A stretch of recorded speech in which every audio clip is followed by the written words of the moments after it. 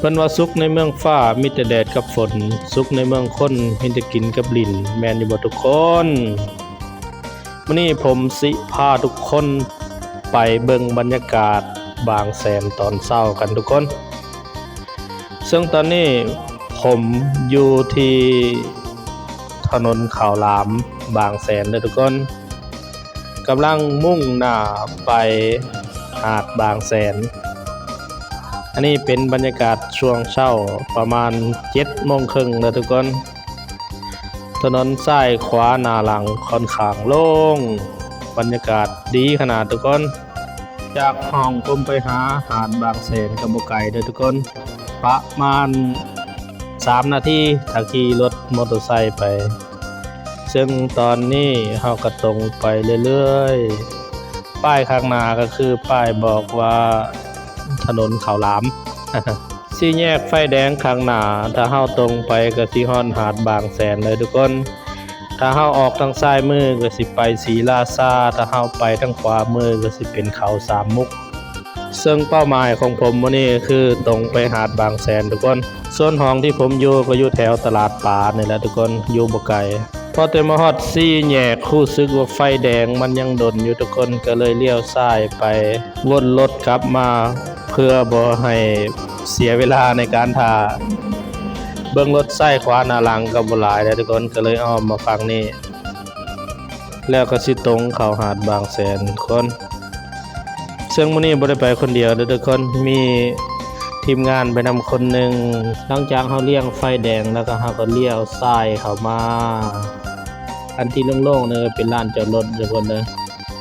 ตรงไปก็จะเป็นหาดบางแสนที่เห็นอยู่ข้างหน้านั่นก็คือใกล้จะถึงหาดบางแสนแล้วทุกคนเฮามาลุ้นกันว่า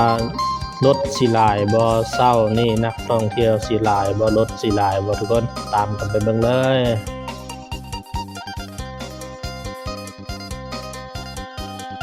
ตอนนี้เฮาก็มาถึงถนนเลียบหาดบางแสนแล้วทุกคนซึ่งมื้อนี้เฮาสิเลี้ยวซ้ายไปเบิ่งซะก่อนสิให้ทุกคนได้เบิ่งบรรยากาศถนนเลียบหาดบางแสนตอนเช้ากันเช้านี้เป็นเช้าวันศุกร์เด้อทุกคนปกติแล้วเช้าวันศุกร์คนก็สิหลายอยู่แต่ว่าน้อยกว่าวันเสาร์วันอาทิตย์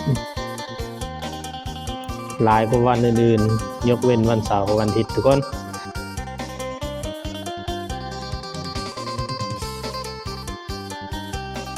ซึ่งบรรยากาศถนนเลียบหาดบางแสนเช้านี่โล่งคักโล่งแน่ทุกคน